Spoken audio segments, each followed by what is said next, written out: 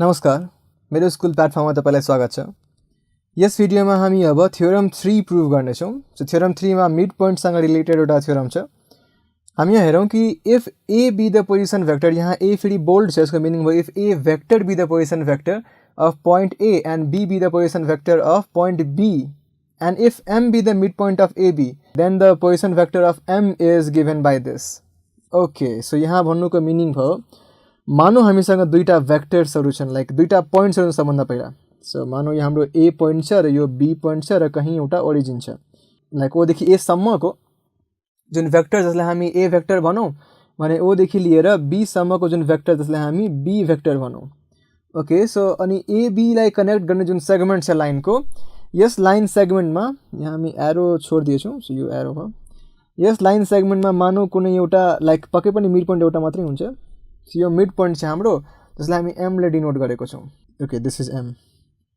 अब हामी यहाँदेखि लिएर वा ओरिजिनदेखि लिएर मिड पोइन्टसम्म जुन पोजिसन भेक्टर तान्छौँ त्यो पोजिसन भेक्टर यति हुन्छ भन्ने कुरा प्रुभ गर्नुहोस्। ओके, हामी यसलाई विभिन्न तरिकाले प्रुभ गर्न सक्छौँ, तर हामीलाई लाइक कन्भिनियन्ट जुन हुन्छ त्यो हामी हेरौँ। हामी यहाँ यो पनि गर्न सक्छौँ कि लास्टको जुन इन्टरनल डिभिजन थ्योरम थियो वा इन्टरनल डिभिजनको जुन फर्मुला थियो त्यसमा हामी दुवै रेसियोजहरूलाई 1-1 गर्न सक्छौँ, किनभने यो पनि 1 छ यो पनि 1 छ, दुवै इक्वल भएको कारणले। र त्यहाँ पनि गर्छौँ भने त्यहाँ डाइरेक्टली आउँछ। त्यहाँ हेरौँ कि माथि हो M into A vector plus N into B vector divided by M plus N. So M पनि 1 छ एन पनि 1 छ, तलमा एम प्लस एन गरेर 2 आउँछ। सो माथि आयो ए प्लस बी डिभाइड बाई 2, त्यो धेरै इजिली भइहाल्छ। ओके, तर हामी इन्टरनल डिभिजन फर्मुला लाइक मानौँ कि हामीलाई थाहा छैन, तब के गर्ने? त्यस केसमा हामी हेरौँ, हामी भन्न सक्छौँ, यहाँ लेखौँ, हामी सल्युसन त हुँदैन, हामी प्रुफ लेखौँ। हामी यस अघि लेखेको थिएनौँ, तर मानौँ यो प्रुफ यहाँ लेखौँ अब। सो यसको मिनिङ भयो कि एबी इज इक्वल टु वा एबी भेक्टर भनौँ। अब एबी भेक्टरलाई हामी ओबी भेक्टर माइनस ओए भेक्टर गर्न सक्छौँ। ओके, यति गर्न सकिन्छ। सो हामी लेखौँ यहाँ अब ओबी भेक्टरमा। Okay, so this is equal to O B vector कति छ? B vector minus A vector. So A B यति छ। ओके, तर एबी को हाफ यहाँ जुन हाम्रो एमए छ वा एएम छ त्यो कति होला? किनभने हामीलाई हेरौँ कि यहाँ हामीलाई ओएम चाहियो भने हामी सिम्पली ट्राइङ्गल ल गर्न सक्छौँ कि ओदेखि ए लिएर यहाँदेखि फेरि यहाँसम्मको जति हुन्छ त्यो एड गर्नुपर्ने। सो हामीलाई सबभन्दा पहिला एएम चाहियो। सो अब एबी को हाफ हुन्छ एएम। सो दुवैतिर हामी हाफ गरिदिउँ। यसको मिनिङ भयो और AM vector is equal to B minus A vector divided by 2। Okay, हामी एएम पाइसकेछौँ। अब यहाँबाट धेरै सिम्पल स्टेप छ। हामी लेख्छौँ कि OM vector is equal to OA vector plus AM vector.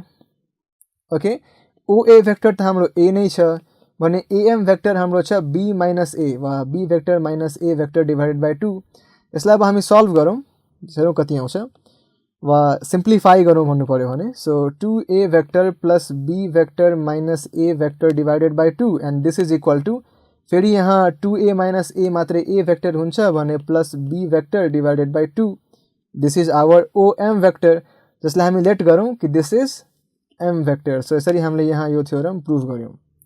यो धेरै इम्पोर्टेन्ट थ्योरम हुनेछ, त्यस हामीले याद गर्नै पर्ने कि मानौ यहाँ लाइक तपाईँ जुन तरिकाले याद हुनसक्छ त्यो तरिकाले याद गर्नु। तर म सजेस्ट गर्न चाहन्छु कि कुनै दुईटा पोइन्टमा यसरी भेक्टर्सहरू गएका छन् भने ती दुवैको बिचको मिड पोइन्ट हामी यी दुवै भेक्टरको सम डिभाइड बाई 2 गर्छौँ। र मैले कुनै यहाँ ट्रिक लगाएको होइन, एक्चुअलीमा यो फर्मुला नै छ। ओके, सो यहाँ केही पनि छैन, तर याद गर्नको लागि हामी यसरी याद गर्न सक्छौँ, पिक्चर दिमागमा याद गर्न सक्छौँ कि दुईटा भेक्टर्सको बिचको जुन हामीले निकाल्नुपर्छ कुनै मिड पोइन्टको पोजिसन भेक्टर भने त्यसलाई हामी सिम्पली दुवै भेक्टरको सम डिभाइड बाई 2 गर्न सक्छौँ। ओके, यति हामीले याद राख्नै पर्ने।